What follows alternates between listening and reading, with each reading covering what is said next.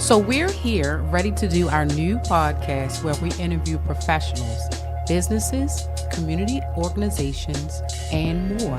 But I thought we were here to interview artists.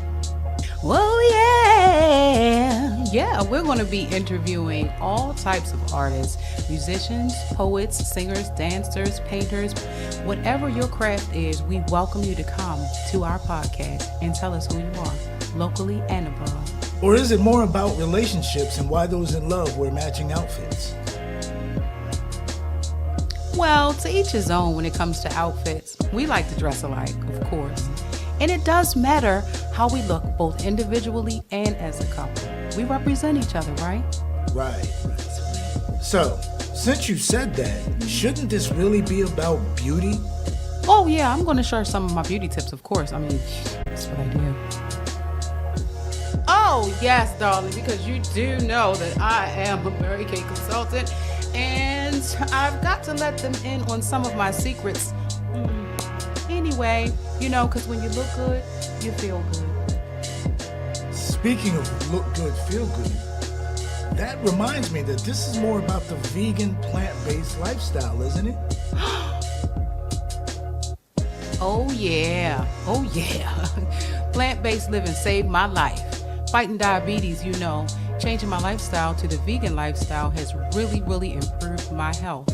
And so we're going to show everybody how to eat right, tasty dishes that are good for you, and have some guests who can help us with those culinary arts.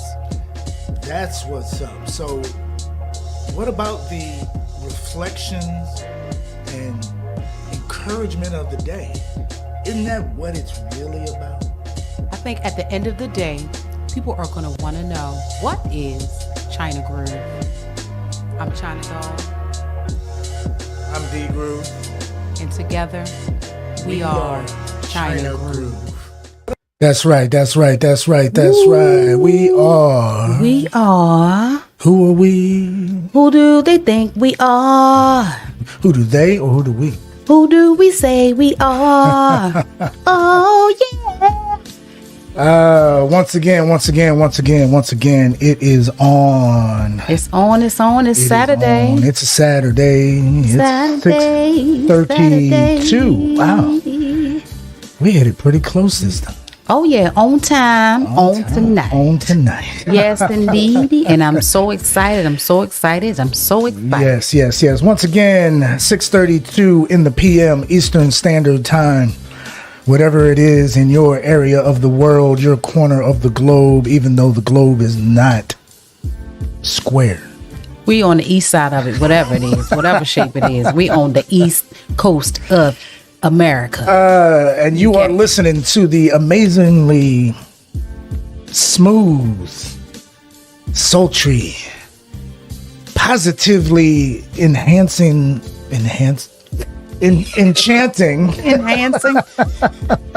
It's no script, I promise you. We don't make this The voice that you hear sitting across from me is Mrs. Camilla ChynaDoll Collins, Washington. And across from me is my loving husband, who is ever so graceful and eloquent with his enhancing words, and his handsome self, Mr. Derek D-Groove Washington. And together we are ChynaGroove Podcast. You tried to get me. I did. Did you see the hesitation? It's not a show, it's a podcast. But sometimes it's a show. Yes. We like to welcome all of our viewers. Y'all tune in, click, tag, and share. This is a very important show tonight. This information is going to go across the airwaves and reach those who do not know about what's really, really going down in our neighborhoods. There are some voices that need to be heard, and tonight you're going to hear one of those voices because it's necessary. It's necessary, life-saving necessary. We can't be afraid to have the conversation that we're about to have right now.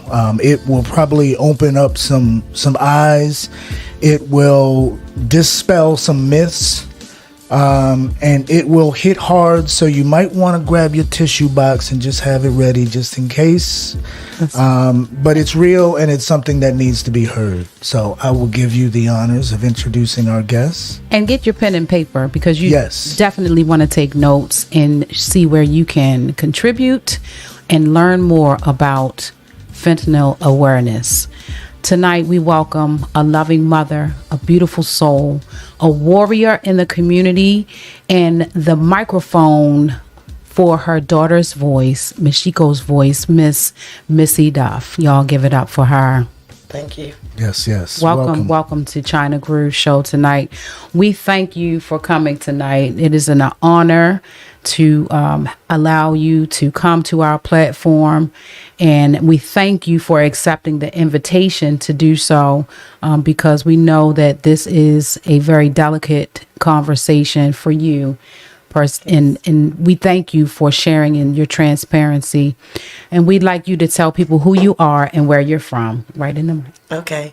My name is Michiko Duff. I am from Johnston County, North Carolina, and I am the founder of It's Bigger Than Me, Michiko's Voice. We are speaking upon fentanyl awareness. Wow. And for those who don't know, fentanyl has been typecast as a drug that people try to use on purpose. And what I've learned from my research and talking to you and other parents is that what is going on in the community where this very lethal drug is being leaked into our children's lives. Yes. We have two different types of fentanyl. We have the type that they use in the hospital setting, and then we have the illicit fentanyl, which that they use to poison the illicit drug stream, such as marijuana, cocaine, vapes. They're putting it in their drugs without their permission, because their target is to get them addicted, but they're killing our kids and our family members. And can you tell us a little bit about your story and what happened in your family? My daughter, Michiko, she's named after me. She was 23 years old. She was an outgoing, young African-American girl. She loved her family. She has a daughter that she has left behind, brothers and sisters, grandparents. A community that loves her.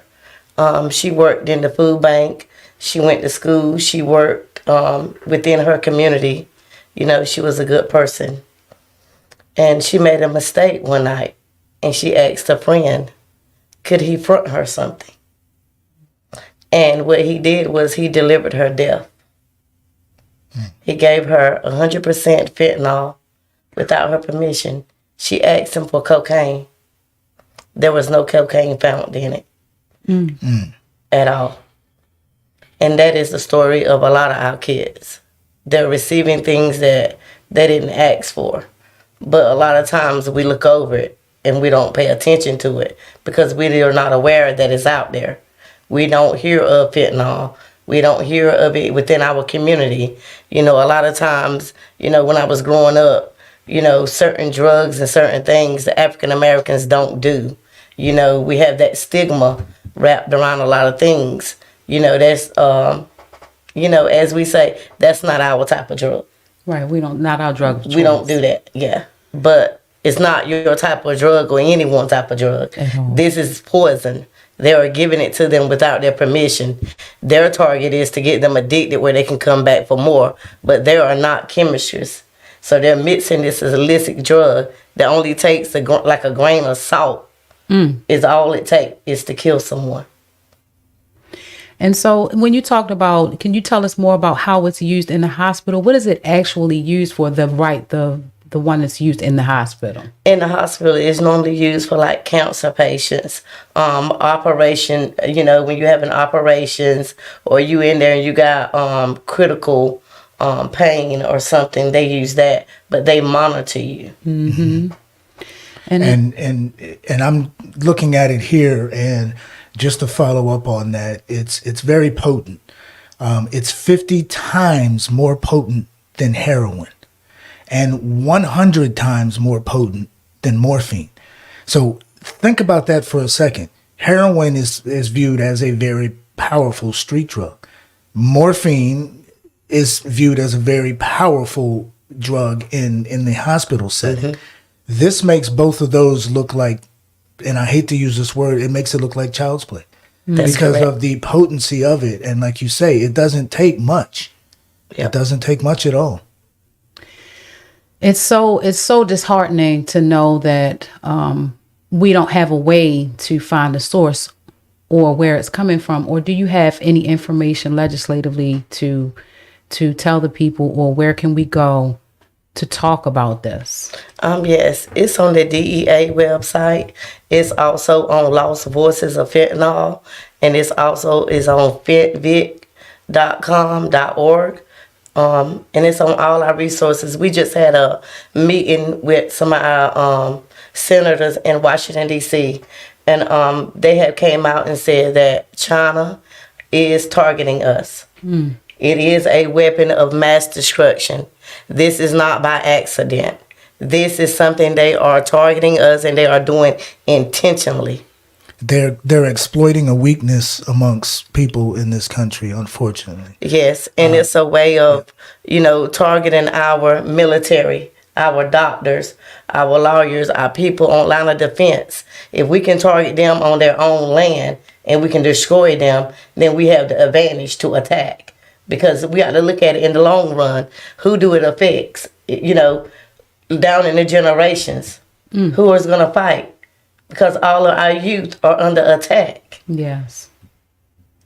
So what can we do? You said it's on the DA's list. So what can we do in our community? Where can we go to help and talk about this more? What can we do? As a community, what we can do is, first off, get our life-saving measurement out there, and that is called Narcan. That is one thing that everybody should carry. We meet a lot of people with the stigma wrapped around it, and they say, we don't need this. We don't socialize with those type of people. You socialize in grocery stores. You go to gas station. You pass by on the highways. Yes, you do socialize with those type of people. You can save anyone's life. It doesn't matter if it's you or someone else. This is a life-saving drug that we need. And it's in our health department. It's in our pharmacists. Now they got it where you can go to the emergency room and ask for it. In the naloxone and Narcan. One of them is a 8 milligram, one is a 4, and they have 2 packs in them. And you just administrate them in the nose. It's very easy. Just pop it in the nose, move back, call for help. You cannot be sued or anything like that. The state protects you from that. That is a law. And we have to stop leaving our human beings behind. Yes. Let's talk about that. I know that there is a certain language that we use around these cases because there has been a misuse of the word overdosing in cases like yours and your daughter. And so can we talk a little bit about how we should address what is really going on? Yes, there are not overdoses. Overdose is when you're taking too much of something. These kids are just taking one hit, one smoke, one touch, and they're dying instant. This is not an overdose. This is a poisoning. They have been poisoned. It only takes that little bit to poison them. It's a big difference, and that's the stigma that's wrapped around it, and, with our law enforcement and the way that we look at things. Because if we go in and we look at it as a poisoning, then we use the new law that's called drug-induced homicide. You go in and you look at it as a homicide, and you go in, you take phones, you question people, you talk to people.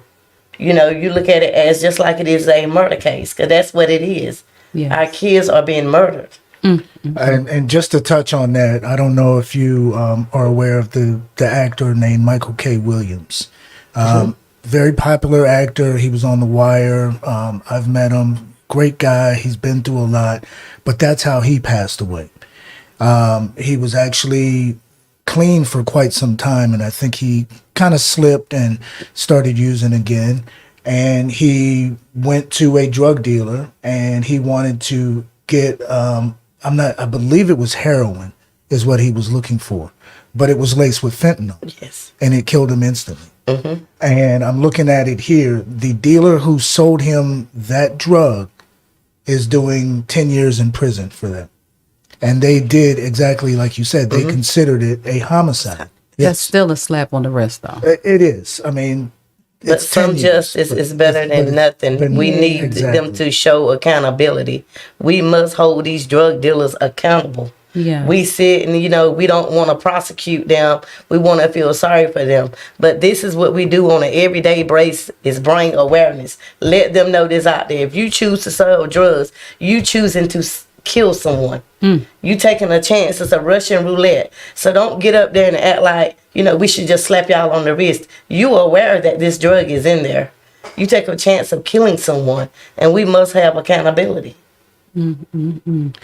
So is it because they're making it really cheap for them to get it, or do you think that, I'm just being devil's advocate, not that I want to be that. Yes, ma'am. But people are going to ask these questions. So what if the case is that the dealer claims that they didn't know it was in there because they got a good price on whatever they sell, Yes, we have that a lot of times, that they say they didn't know. And I understand that to a certain extent. You don't know that it's in there, but then you know that this person passed away from what you gave them, but you choose to be silent. You choose not to stand up and take accountability for what happened. If you stand up and you tell the truth and you call for help, we don't expect for everybody to be locked up. Right. Call for help. If you're not aware of it, we understand, but just don't leave them. And that's a lot of cases is what's going on, that they just leaving them. They're covering it up. They're scared. But don't be scared. You can save someone's life. Yes. Those are our babies. They're not animals that you just leave. At all. So what type of activities have you done? I know you said you went to D.C. to speak with the legislation. What are the activities that you're doing now in the community that may be coming up? Within my community, I do this thing that's called community awareness, where we bring the community in and we bring in different outreaches, and we let them know that we're there. We're here to support the community. We're not here to judge anybody, because we all have a past. I'm still fighting my own demons. Yeah. You know what I mean? It's not a judgment corner. That's right. It's a loving corner. It's just our jobs to get it out there and to let people know that this is out there. We can't bring our kids back, but we can help save the next. Yeah. And some of the kids, we are aware they are addicted to it. I have family members that do ask for it. But it's not a choice. They was fooling into that. Yeah. Half of the time, if you don't die and you do get away from it, you're addicted to it. And it's just a slow death that's waiting to happen. Just a matter of time. And we watch our kids go down this dark path, and there's nothing. It's different from cocaine, heroin. This thing is more, I've never seen nothing like it. So what are some of the signs, the telltale signs that someone is addicted to fentanyl? I know, there's different reactions to like heroin, that like this drowsiness or the nodding or what have you, or somebody might be hyper off of No, not on fentanyl. They're nodding, they're withdrawn, they're always complaining that they're hurting, they're sick. You start to see them act different, their weight drop, them being distant, very angry, very moody. A lot of times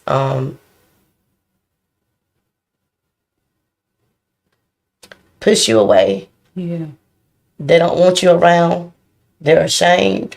And they don't know until they go to the hospital or something happened. And then they realize that it's in their system. They don't even realize that they're taking it.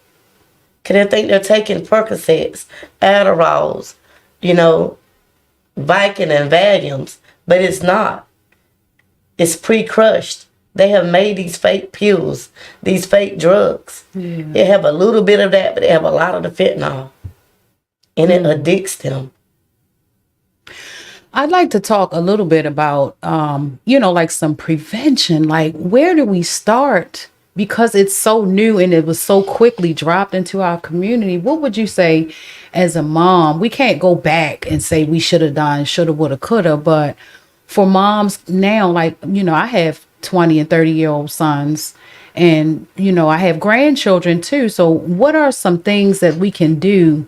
We had the Say No to Drugs campaign, when we were coming up, and it was just like, don't smoke weed because weed is the gateway drug, and you're going to do this and you're going to do that. But what would you say would be the first step to prevention in our community? How? Is to talk about it. Is to get it in our churches, in our schools, our doctor's office, our teachers. Just get it out there, get the word out. We do everything that we can.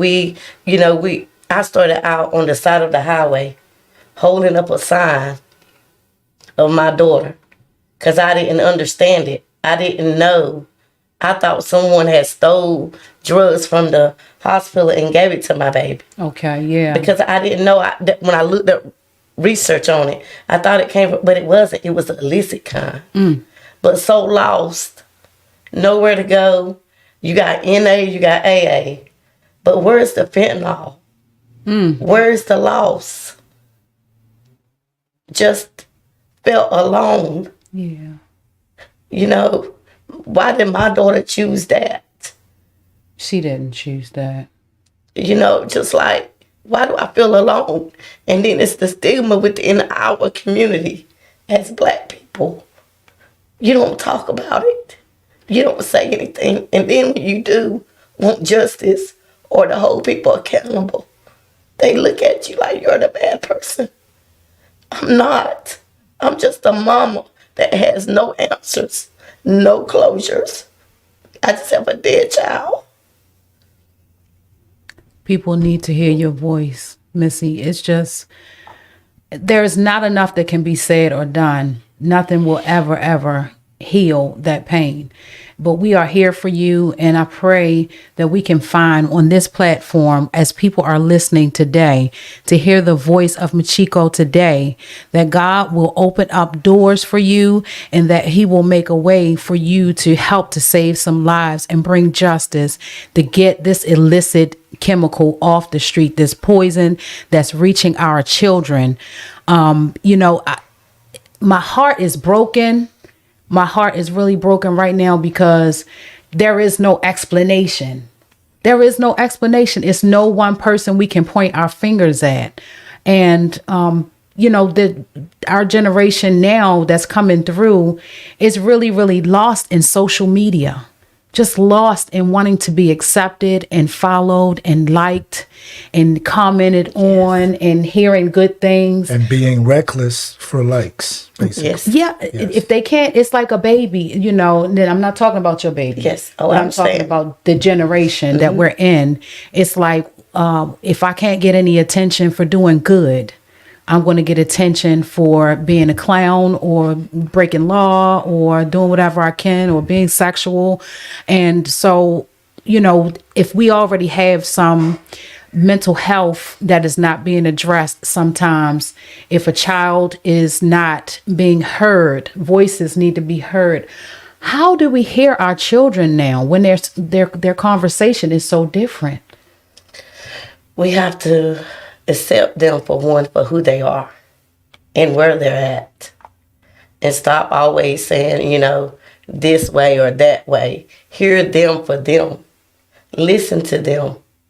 They cry out so many different ways, but we shut them out because it's always our opinion or our way. Sometimes we have to be silent and hear them. They're broken. And it's not just us. It takes the school system, the social workers. It takes a team. I remember back in the days, my grandma said it takes a village to raise them. That's the truth. It's still true. And we need that now. We need when we see our kids doing things, we need to speak up and say things. When we see them acting out, grab them, hug them. Don't just walk by them and ignore them. When God put that feeling in your spirit, when you see something, say something. It's not a time to be silent anymore. Silent means dead kids. Mm-hmm. That's what silent is today. And I hate to use such harsh words. It's real. But we got to get it out there. Yeah. Because we're dying. Yes, we are. And it's going to take all of us to talk about it, to say the word fentanyl, to say it's mixed in all of our drugs. No drugs are safe. We have to vote for the people in our community that stands up for these things. Legislation. We have power. Yes. Our vote counts. It does. We must be stand up and be heard. We have so many people that came before us that fought for things that we're not taking advantage of today. And they will change the things. These drugs wouldn't be pouring in over our borders. And we have the right people to stand up, to China, to Mexico.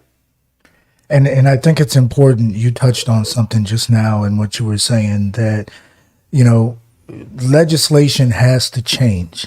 There has to be harsher penalties for someone who knowingly puts fentanyl on another drug. I mean, it's bad enough that you're a drug dealer, that part. Yes. But if you're knowingly putting something that is potentially lethal, true, if you overdose, but like you said, there's a distinction.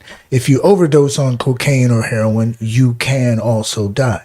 But with fentanyl, it's something that it doesn't take an overdose. It just takes a use. Yes. And from the research that I've done on it, it doesn't matter if you've knowingly ingested or taken fentanyl before and lived to tell about it.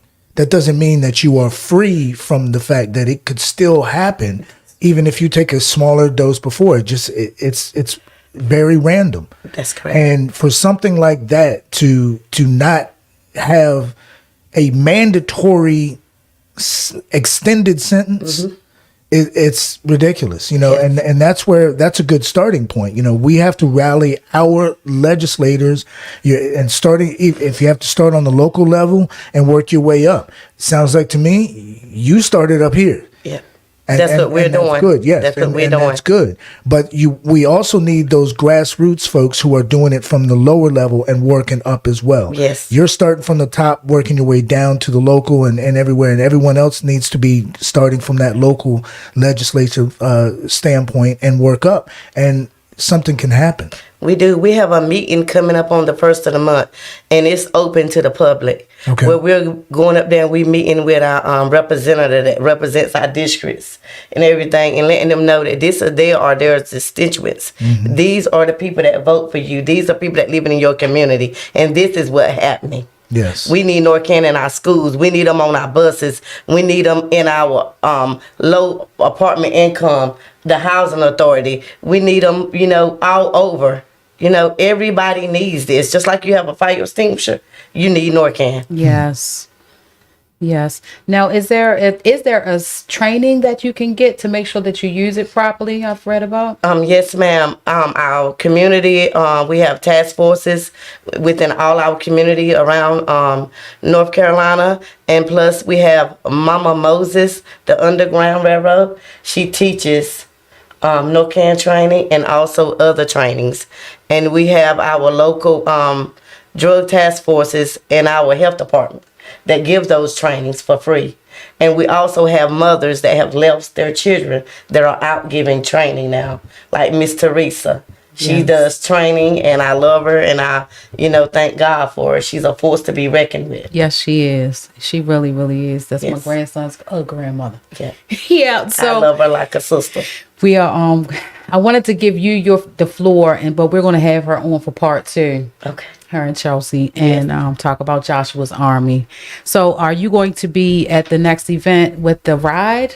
Yes, ma'am. The ride, the rally in Washington, D.C., the 1st of the month up there in Raleigh. We having a community yard sale.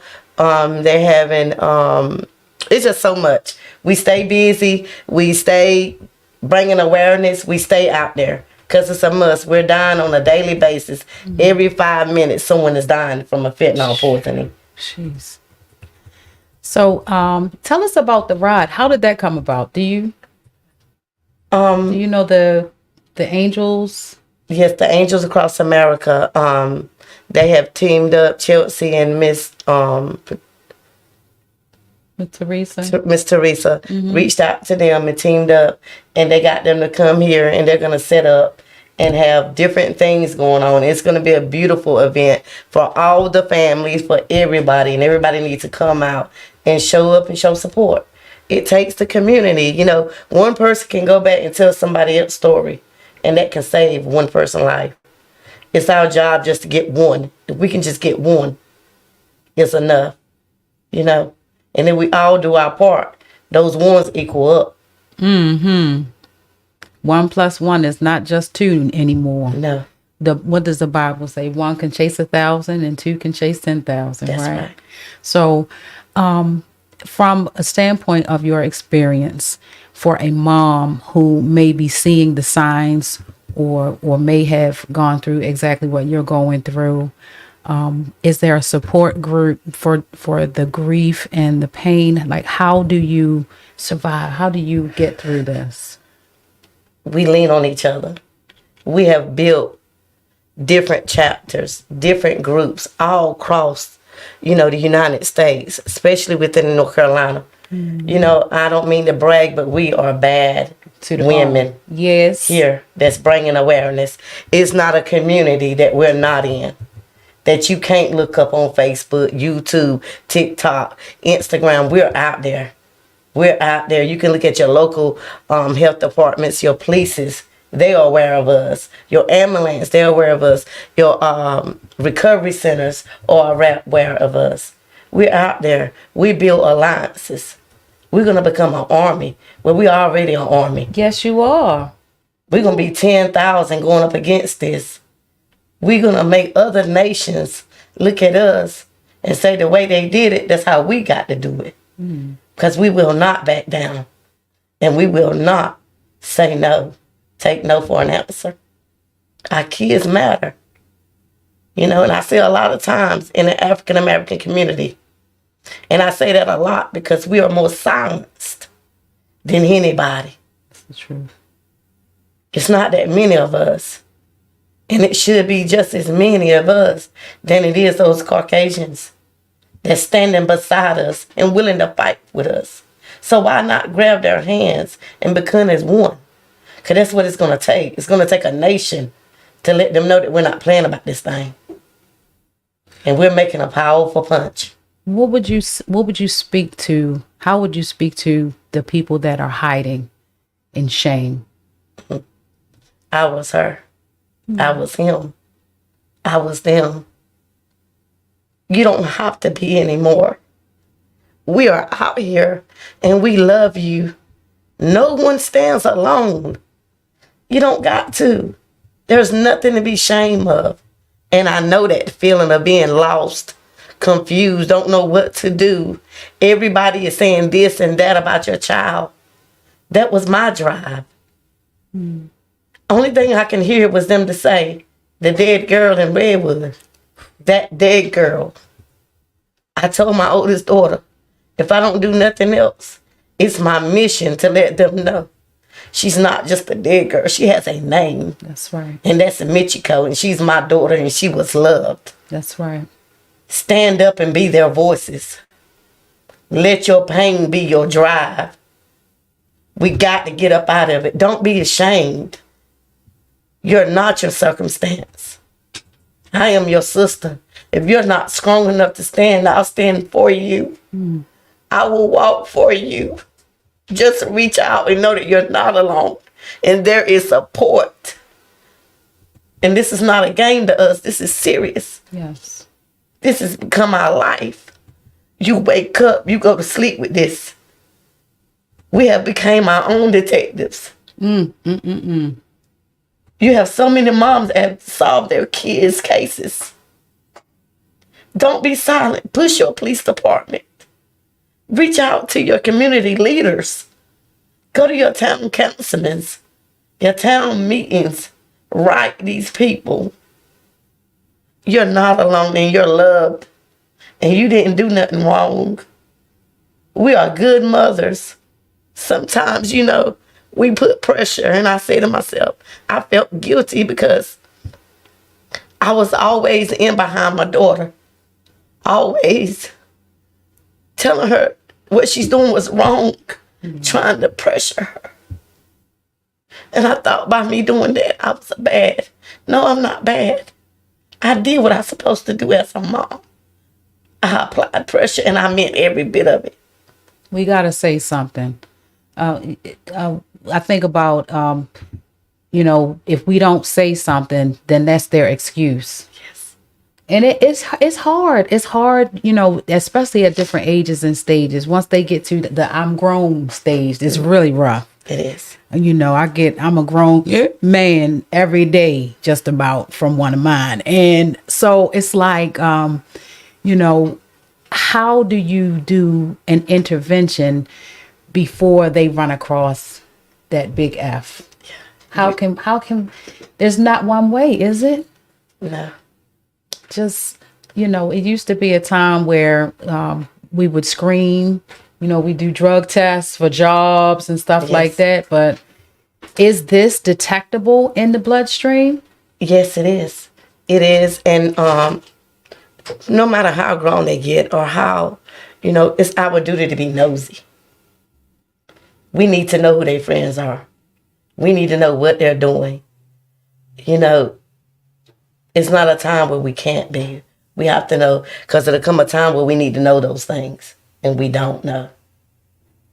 No matter how grown they get, still be nosy. Ask questions. And love them. You see the signs, but we can't force them, because as God said, we all have free will. Keep them prayed up. Talk to them and let them know. This is your choice, but I'm letting you know. These people are here. I'm holding your hand, and I feel so much strength from you, because it's personal. It's personal, not just for you, but for me as a mother. I deal with mental illness in my family, and we don't know sometimes the difference between the behaviors, because you mentioned some things. And so I'm just going to be transparent. I have been called a helicopter mom, and I have been told that I'm doing too much because I'm grown, right? So how do you reach the person who's pushing you away? Don't push so hard to them. And it's hard, because I'm in the same situation you in right now, too. We don't know how to help them, except pray for them and love them.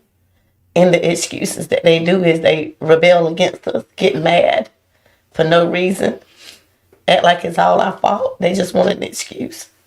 We got to know it's not them. They're in there. Because when you look in their eyes, you see that person, but you see that new person, and that new person is pushing them down. But don't you stop fighting, because they're screaming inside, I'm here. I'm still here.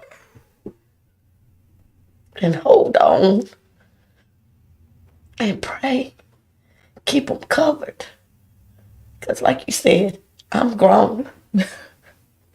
That don't stop you from being our babies. That's it. I don't mind being a helicopter mom. And don't you stop being the helicopter mom. I tell you what, there was a time when we were told to be seen and not heard, and things of that nature. And we didn't have a choice to ask questions and to buck back. We would get our heads knocked off. That's right. But this new generation, they're different. They tough. They are.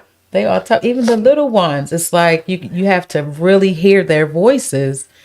So what is the best advice you can give to parents who have lost a child or a loved one, period? Not just in this situation. Yeah, because we all fight our own demons, on a daily basis. And life. It's just life. Beat us up. But God wants us to know He is the same God back then that He is now. He is our resource. He's all we need. Yes, he is. But we don't lean into him like we used to. It's about faith. We got to get on those fasting. We got to stay on our knees. When that child is asleep, go put your hands on the bottom of their feet, on their heads. Pray for them. Anoint them. Get you up a team. Tell them to keep them covered. We do things that sometimes we have to involve the law enforcement. Yeah. And we don't want to because we feel like we're bad. But we have to do what's best for them. And sometimes it's getting help. We have to. And we got to apply pressure. Because if we don't, who else going to? You are built for this. I don't know if anybody has told you that, but you are definitely built for this. You are a warrior. I heard that song, She's a Warrior. And that's when we posted that song with your flyer. And it was just like, what am I going to do? I'm going to be crying. Right? Yes. But it takes the tears. An elder once told me as a child that whenever you cry, the angels come and bottle up your tears and take them to the throne of God. And I believe that. Yes. And I believe that there is power in the cleansing of our soul through our tears, that we can get up from that and not stay in that place, but we can get up and find our strength as the village together and stand hand in hand like we are right now and speak up for one another. Speak up for the silenced voices in our community, the ones who didn't have the opportunity to be heard through the silent screams. Yes. It is so important that we hear what's not said. And a lot of times, it is hard. It is hard to distinguish if it's drugs, if it's mental illness, or if it's just, some people say it's just a spoiled child, depending on the age. But either way, we have to figure out day by day how to hear what's not being said. That's correct. And we just appreciate you so much. How do you keep going? I know you say prayer, and that's all we really do need. But do you have like a special way you eat? Do you fast all the time? Like, what do you do to stay so beautiful through all of this? My sisters, my new family. Because you lose a lot.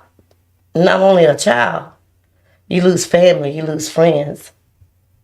You become different because your life have changed. Not because you choose to, because it chose you. So now I have a new family. And they are powerful. And they give me strength. And when I'm with those ladies, I feel like I am so close to my girl. They give me peace. They give me something that I don't get nowhere but when I'm with them. And they give me hope and fight. It's like something shut up in your bones. It's a power. And I'm telling you, the love of a mother is a powerful thing.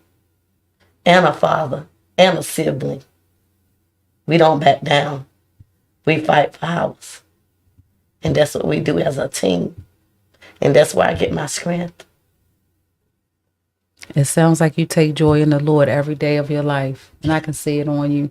You take joy in the Lord no matter what. And the Bible says that the joy of the Lord is my strength. And it is. And love conquers all. Love covers a multitude of sin, but love conquers all. Yes, it does. And I speak of God a lot because that was my way through.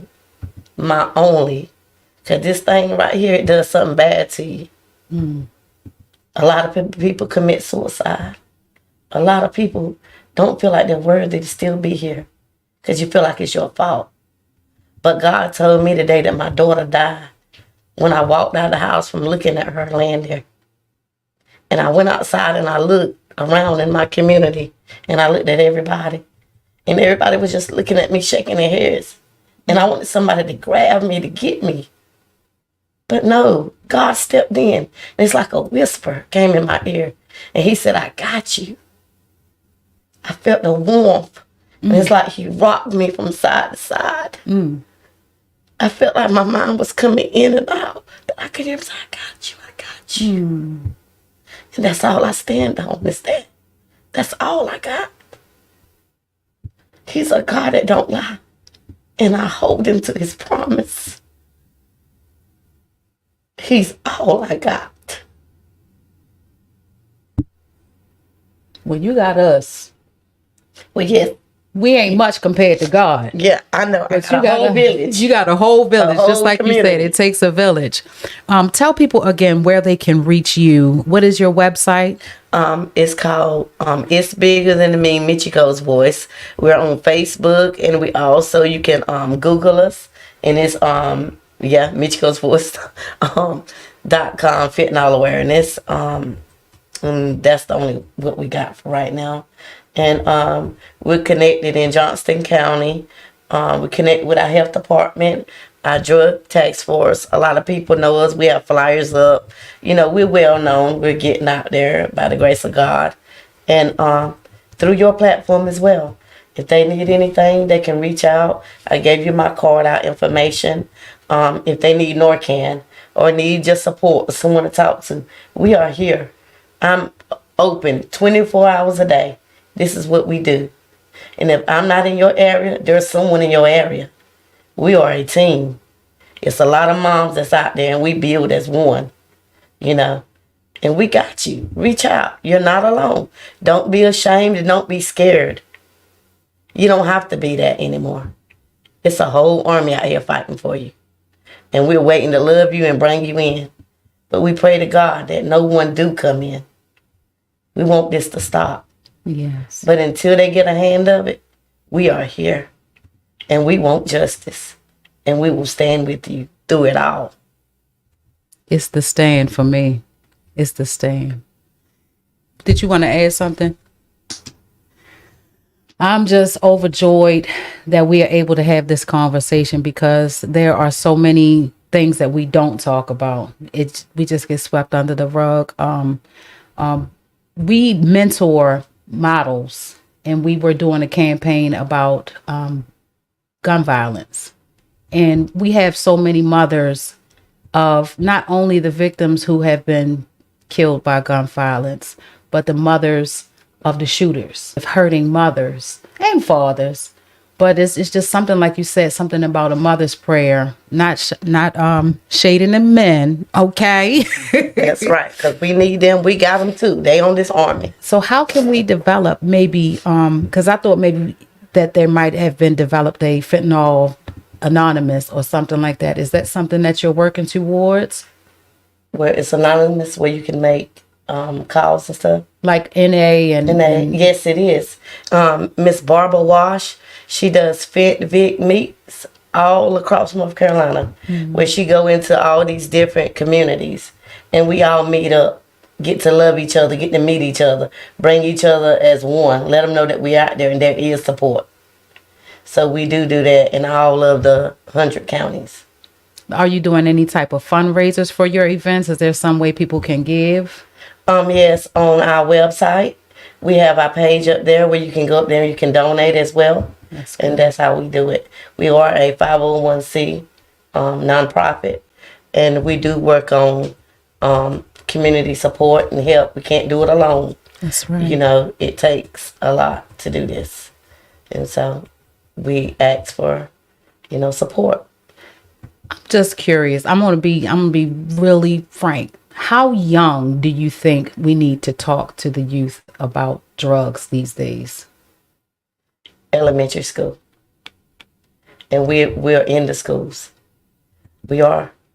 We have different moms and different organizations that's in schools that has the banners up with the kids' faces on it, that's talking about it. We go into the churches. We do different trainings, different things to get it out there. We're trying our best.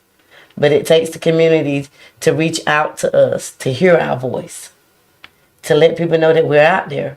We need more people like you, because we're being silenced by so much because of the stigma that's wrapped around it. Yes. It's on the news when they can catch it, but it need to be up there every day. We're dying every day. It needs awareness every day. So the more people that gets it out there, the better off we'll be. I believe that we'll be okay once we get a hold of this. We are. I believe so. I believe too. It's And, bigger than me. Yeah, and I just wanted to, that's why I was kind of quiet. You know, if I'm getting quiet, I'm doing some research. He's putting the website up on the screen. I just wanted to make sure that everyone was clear on where to find you on Facebook, how to find you, what it looked like, so they can make sure that they're going to the proper page. And you know how people get misdirected and led astray sometimes on Facebook. So what's on the screen now is the actual Facebook page, correct? Yes. Yes. Okay. Wow. And so with everything that's being said, what are your next goals? Are you going to do a documentary, you think, maybe, or? Yes, at this moment, me and my daughter, we was talking, we was within the next year or two, we want to do a play, write a book. I hope I'm not leaking no secrets now. I don't you're want not. nobody. No, you're not. Okay. You're not. Because I see a book on you. Yep. I see a book on you. Yeah, we've been doing that, writing little things down, and we're working with someone in Atlanta, Georgia, that's going to help us with a book to do it and, get her story out there. I would just love, I wish we had some video footage or some more pictures. Oh, he's got pictures up right now. I just want to, right now, I just feel like we should have like a little slight moment of silence, or if he could play something soft and just show this beautiful Michiko.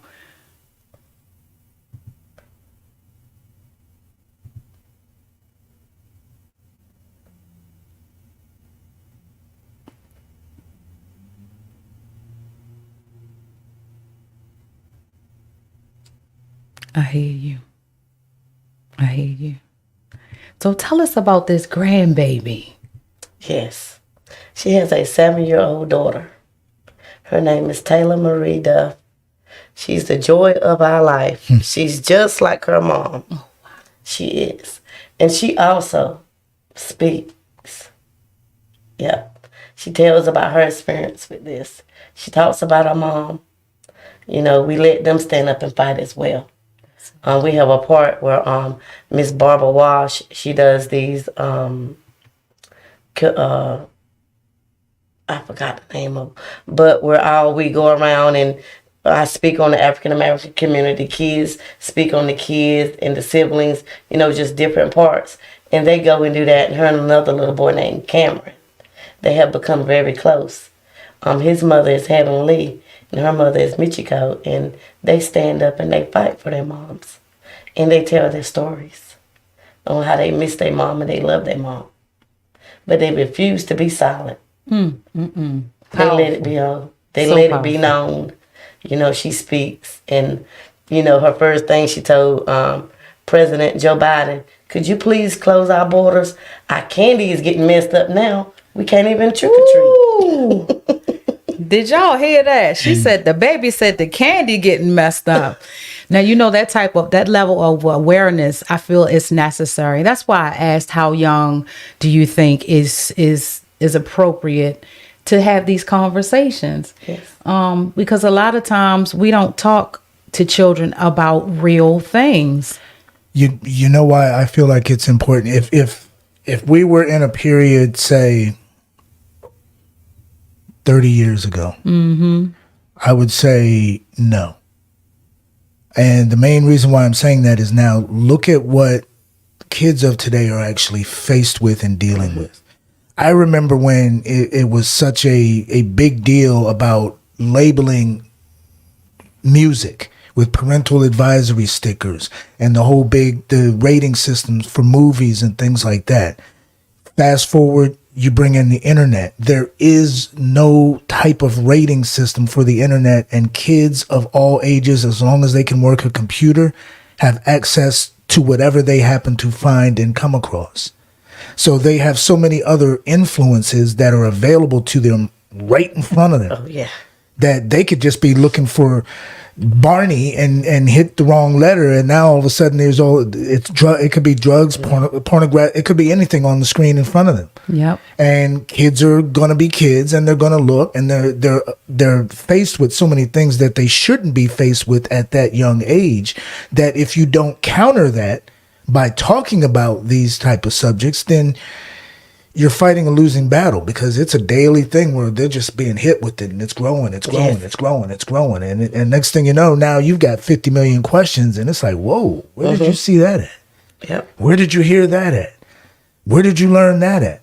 So you have to have these conversations, like you said, at an early age. Yes, and on their level where they can understand. Yes. We wouldn't talk to them just like my granddaughter with the candy. Mm-hmm. Let them know, back in the days when they say you don't take candy from strangers, it might have a needle or something sharp in it. They scared us to not do that. It did. We have to use those same tactics today. You don't just touch something. You just don't pick up something. You don't let somebody give you something on the bus. Mm-mm. You don't use a vape in the bathroom. You don't experiment at no time. One experiment can lead to you dying. Mm-hmm. It's no more we learn from our mistakes. They're dying from theirs. Right. They cannot make mistakes. That's a lot of pressure for our babies. That's a lot of pressure. But it's a must. And I don't know, it just keep coming back to me when you were saying the mothers with, the gun violence. We don't just stand for fentanyl. We stand for everybody. That's why my daughter Butterfly has so many colors. Yeah. It stands for everything. We're going to wrap around everything. Because drugs wrap around guns, That's abuse, mental health, all that is all as one. And we must talk about it all to heal our community. We can't leave none of it out. When we bring fentanyl up, we must bring it all up. Because it all goes hand in hand. Yes, it does. A deadly dose of fentanyl is small enough to fit on the tip of a pencil. Yes. That's what I carry with me when I go and set up the facts. Those are not something that we're saying. Mm-hmm. That's the CDC. Those are facts. I mean, let that sink in for a second. On the tip of a pencil, that's like microns. That's like some of the smallest measurements that you can get, and it can kill you. No grain of salt. Mm-hmm. And there were stories about people dropping it on the gas pumps and just doing anything with it. Like, what type of evil is going on in this world that people just want to see people die? Yes, intentionally. Intentionally. We need God. We need God every day, more and more every day. I can hear my grandmother saying, Jesus is coming. Yes. We in the last days. And we really, really need each other. It is so important. This means so much to us tonight. Yes. It really does. And I can't tell you enough how much we appreciate you for bringing this information to our platform, because this is not, like we said at the beginning, we might have been joking or whatever, but this is not a show for us. We feel like this is our ministry. This is where there's no judgment, there's no shame. We try to keep it clean enough for everyone to want to watch and listen, and maybe the children also will hear that the words that you're saying are necessary to be said. And not just for one group of people, but for everybody. Everybody. Indeed. And so how can we move forward from this? And how can we do anything more on our platform for you? Just continue to get the word out and to invite more people to hear their stories. Because there's a lot of us, We have a mother in Winston-Salem, J5, mom. He played football. Mm. The kids need to hear their stories in these schools. It's just not kids that's on drugs. These are kids that took a half a pill, just made one mistake. They're not all addicts. Even the ones that are addicts, they don't deserve this. Mm-mm. So just keep getting us back in here and spreading the word and letting other people know that we're out here. And hopefully, with all of us together, we're going to see them numbers start coming down. God got us. We got y'all. Saving lives through it all. Whew. This has been an amazing show. I just want to, it's just not enough to be said. I don't have any more questions because you said all that needs to be said. I mean, with relationships, how do we cross the barriers? Like you said, that this is not a race thing. This is not a class thing. This is not who has the most money anymore. There's no discrimination with fentanyl and the problem that has hit our community in such a way that it's a sucker punch. Yeah. It's a sucker punch because there was no toughness or no pressure that we could have applied that could have prevented, somebody coming and really, really attacking. This is terrorism. Yes, it is. It is true terrorism. And it's a weapon of mass destruction. It's not a choice. This is poison. It is murder. And if you're listening and you're out there and you're selling drugs, stop. You take a chance of killing someone. You take a chance of hurting your family. And you will go to jail because we will get accountability because we are fighting for justice. It's not a mistake. It's not an accident. It's in the drug system. It's going through the drug supply. It's a chance that you can kill someone. So just know that there's no way that you can say that you didn't know. You are hurting people. We love our kids. They're not just getting addicted and we putting them in rehabs. They're going in body bags. They're going in the grounds. How can we reach the drug dealers? What is it? What have we lost in the educational system or in the workforce that's the only choice sometimes still? I don't know if it's to reach them, but I know it's the greed of money. Mm-hmm. And money is not more valuable than life. We are human beings. Stop looking at us as a money and a product. And look at us as that we're somebody's child. That's your child. And I think that's part of the problem too, because they're looking at what they have as a product. It's something to sell. And just like any product, you want to outdo your competitor. So their twisted mindset is, in order for me to outdo my competitor, I have to use this dangerous, deadly drug to make it seem as though what I have is better than what somebody else has. Yes. And that's a risk that, I'm not even going to say that's a risk that they're willing to take, because in a way they're really not taking that risk. They're not thinking about that risk and consequence part of it. The only thing they're thinking about is it might be a risk, but it's a reward that they're looking at. It might not happen to me. And exactly. The stigma. It won't happen to me. I'm going to do it a different way. I'm not. No, we're not them. Mm-hmm. No. Fentanyl, that's nothing to play with. There's nothing to play with at all. That's not a choice. That is. Everything that I've seen about it says that, even in a hospital setting, if it's not done properly in a hospital setting, it could cause death. So if that should tell you that if people who are trained to deal with it can make the slightest mistake or error with it in dosage, it could kill somebody. That's correct. And, it's funny how people will, and I'm gonna just go there. It's funny how people will put this type of thing in their blood system, but these are some of the same people who probably said that they didn't want to take the COVID shot because they didn't know what was in it. That's correct. Think about that for a second. They fought so hard against that. And I'll admit, I was one person that said that, hey, I don't know what's in that. It hasn't been tested for long-term effects, this, that, and the other. But I'm not going to then turn around and take some drugs that could possibly be laced with fentanyl. Mm-hmm. And it's not like people don't know that is out there. It's been in the news. It's been everywhere. So it is a known factor in the communities. Yet people, for some reason, are still willing to take that chance. Yes. It's almost like they want to get that so they can experience what it's like. Yeah. And like you said, it's not gonna kill me. But it is. Sooner or later, you're going to get addicted. Yeah. You're going to get addicted, and it's not a choice.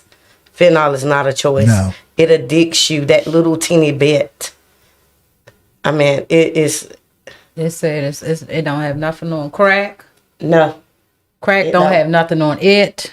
Heroin, morphine. And something else that I read too, you know, a common misuse of fentanyl from the medical standpoint is the fentanyl patches that they give out for pain management. And that goes to show you how strong it is. If you get a patch, that means it's slow release. And the way that it is slow released is there's like it's either gel or gel capsules inside that patch that contain it. So the gel has to basically break down. It's going into your skin. At the same time, it's slowly metering the dosage of fentanyl that you're getting. Some people are actually breaking those patches open and consuming the gel. Yes. Yes. Because just to get the fentanyl. Yes. I mean, they're addicted. The amount of precision, first of all, that you have to do to actually break a patch open like that takes a little bit of work. And then you're being driven by your addiction to chase something that as soon as you ingest it could kill you. And it's amazing and it's how sad. The mind of people that have addictions and mental illness are so genius. They're so smart and so skilled and are not heard. We need to really, really find an avenue to hone in on the skills of the people who have these gifts and talents. We use arts.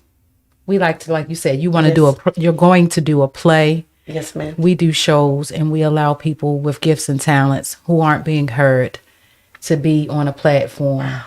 And so we would love to be a part of whatever you're doing artistically. We are Lee County Cultural Arts. You saw the sign on our door, and that's what we're here for. And we definitely would like to extend any assistance that we can to help the stories to be heard and to spread the word in a way that can be viewed artistically, not ignoring the serious nature of it, but a way that it's something about music and theater that you can get the message across to all ages. And it's heard, and it's informational, it's educational. We like to call it edutainment. Edutainment. You know, people enjoy edutainment. They do. And that's, you know, on the flip side of that is the glamorization of being a drug dealer, having all this money, you know, having the cute girlfriends with the best hair and the best body and the best cars and the best house. But at the end of the day, where's your soul? Yes. Where's your soul? And that's why we get out there and we let them know it's representation other places besides being a drug dealer. That's why I focus within our community. Our community, I go to the with the kids, the after school activities. When school is out, we go over there to the apartments, the low income apartments. Let them know they love. Show them these DEA coloring books. Show them the people that looks like them that's in these high places. You don't have to be what you see. There's something else out there. Let me show you this judge and he's black. Let me show you this lawyer and he's black. You don't have to be a drug dealer. There's another way. You're not your circumstance and you're not what you see. God is just building you up, but they got to have someone in their ear. Someone out there that they can confide into. You know, because you know how it is in our community. You better not go out there and tell nobody. You better not be over here saying this. You better not be. Nah, but we let them know it's okay. You can talk to me. You're safe here. And them kids going to be all right. But we got to get out there and boots on the ground. Not talk about it. Not sit in our little cubby holes and think that they're going to all come to us. No, get up and go to them. Reach those kids. Stop and talk to them. See where they mind at. These men need to step up as well and reach these little boys. Because sometimes us women, we're not getting through to them. Yeah, being a boy mom, a man mom. I know, Mom, you're a woman. And I be like, y'all some chauvinists. Like, I did not teach you that. Mom, you're just emotional. You a mother. Yes. You a woman. And you're right. We have different teaching styles, and it's necessary even for our daughters to hear things a certain way from a man's voice, a man's point of view. I don't know what I would do if I didn't have my dad. My mom has passed on now, but I don't know what I would do if I didn't have my dad's voice at some point in my life saying this, you shouldn't do that. If you do that, this is what's going to happen. Or if such and such do something to you, I'm here and I'm gonna tear him up. Or that situate the protection of a father's voice, a man's voice, even if it's not your biological. That's correct. Even if it's an uncle, we've had so many traumas in our community. And the men just get a bad rap because, we looking at, I don't even want to mention what's going on in the news right now, and it's all drug related. Yes. It's all sickness. It's all sexual deviance and controlling of one another because the person who's doing those things and trying to control others are sick. They sick. They are. And those are things that are not being addressed. And that's why we need accountability. People say you want to lock all the drug dealers up. You want to lock all the people up. No, we want them to be held accountable where they can get help. Where you don't continue to make the same decision. Because if you don't look at what you done wrong, you're going to continue that same behavior because you don't see nothing's wrong with it. So we have to stop it and look at it. Either way it makes, sometimes they might need to go to rehab, or they might need prison, or we don't know what it is, but it's got to be accountability somewhere in there. Yeah. It just can't be free and you just do what you do and there's nothing. Because what the world is going to be like? We're going to pray for God to bring back the order. Because God said, obey man law as well as mine. Yes. Yes. So I don't want to leave off of this show without hearing, what is the big jewel? I know you said fast and pray, but what is the word or the affirmation that you take with you everywhere you go to give to people? What would you like to leave on this platform tonight? Look in your community with a pure heart. Love your fellow man as God loved you. The same way you give your friends, your husband, your wife, your kids grace, give it to the man you don't even know. Stop judging each other and love each other. I don't think I'm better than because I do this or do that. I'm just a mother that's trying to save somebody else's child. And us as black people in all communities, stop fighting against each other and join as one. That part. We can be so much powerful together. You see a sister trying to get up, go help her. Ask her what is it that you can do. You see these fundraisers going on, ask them. Be there for them. Because it's hard out here trying to save people and do it with no support. We have no choice. This was given to us. And I choose to fight. Fight with me. And love me. And hold me when I'm weak. Love. That's the key. That is the key. That is the healing power of God. God is love. And love is God. Whew. You have one very important person on your side. And she's on the screen. She is on your side. She will not let you fail. She wants you, I can just feel it. She wants you to be strong because, you need to be strong for her memory as well as strong for yourself. So you can continue to honor her memory. I don't know. I just heard that in what you were talking about just now. And it's something that's very sad about what you said with our community not standing by and supporting. You know what I mean? And whenever there's a loss such as this, it used to be that the community would rally around that individual who lost someone, regardless of what those circumstances were. And now it seems like there's so much of a stigma attached to things like this that people don't want to be around. And they don't think that what if it were their child, or what if it were someone that they cared about? They wouldn't want to be in that situation where nobody is trying to at least show that you care about not only what happened, but let's see what we can do to prevent this from happening to someone else. I don't know what it's going to take to get that sense of community back together. And it's a shame that it would have to take more and more death in the community in order for that to happen. It needs to be something that needs to be just a call out to someone's sensibilities. I mean, I don't know. I'm at a loss for what really needs to be done, but I do know that it starts with people like you. It's unfortunate, the situation that you find yourself in, the position that you find yourself in, but if you look at it, it's a blessing, because now you are in a very key position to help others. Yes.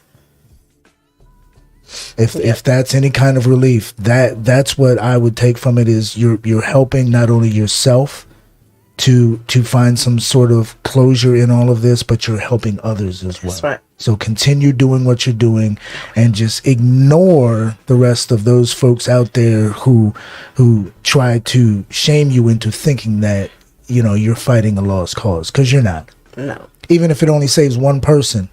That's all that matters. That's all that matters. That's all that matters. Yes. Jesus to leave the 99 to save the one. There you go. And it's something else I wanted to add. There is something special. I have only met a few people in my life who have named their child after themselves that are not men, and saying, like Junior and the third and all of that.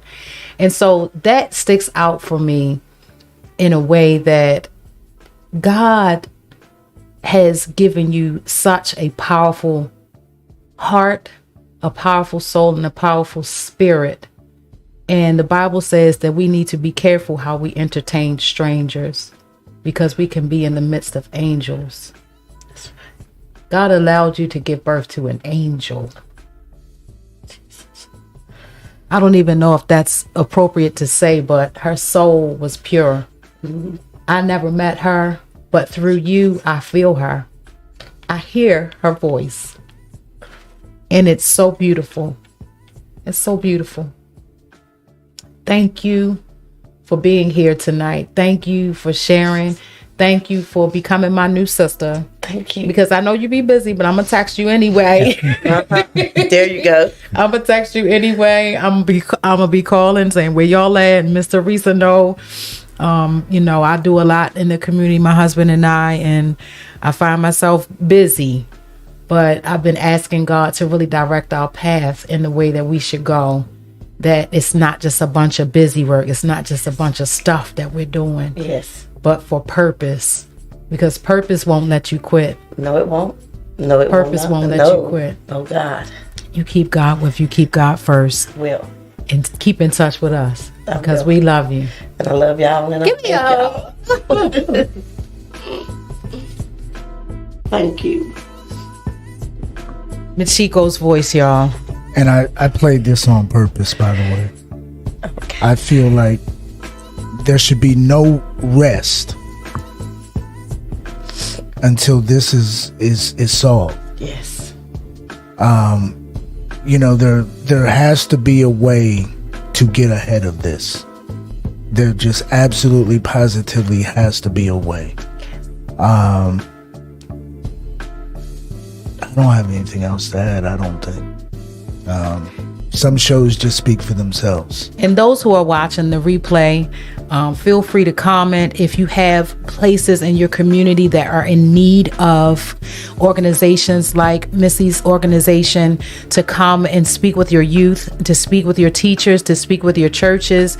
We ask that you don't hesitate to reach out. Please, this is a clarion call to save lives before it's too late. Don't just show up when it happens to you.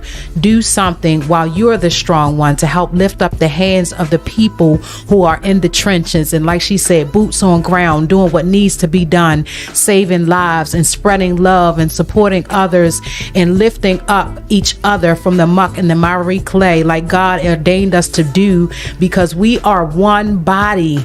Any one of us that is a believer, we know this is our duty. This is what we're supposed to be doing. So let's do it, and let's not just talk about it, but let's do it. Let's do something about it. Yes. Today. Don't wait. Today. That's all I gotta say. I'm gonna get off my soapbox. Okay. No, I'm sorry. You can never say sorry. No, it was needed. It was needed. You needed to say it. It needed to be heard, and someone needs it to sink in. You know, it's one thing to listen, but you have to actually put it into action at some point if you truly care. I think we can end on that. What do you think? Well, at the end of our show, if there's nothing else to be said, I'm gonna do things a little different this time. okay. All hearts and minds are clear. Yes. Thank you for coming. Thank you. We appreciate you stopping by and how can I say, and just opening yourself up with us. It's not taken lightly. We feel honored whenever we have guests such as yourself, because it's not an easy road that you are traveling down, but it needs to be traveled. Yes, sir. And we definitely appreciate that road made a stop right here at the ChynaGroove podcast. Thank y'all for having Definitely me. appreciate it. Thank you. So on that note, we're a little early. We still have about 10 minutes, but we're just going to go ahead and leave this image on the screen and see you next week. See you next week.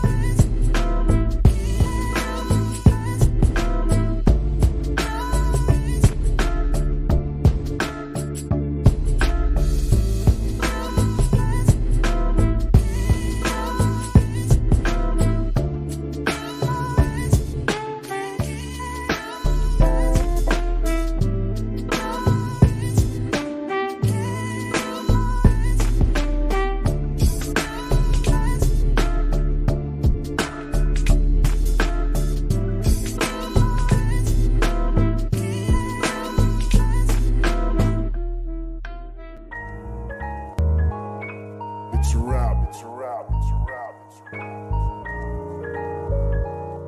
It's a wrap. It's a wrap. It's a wrap.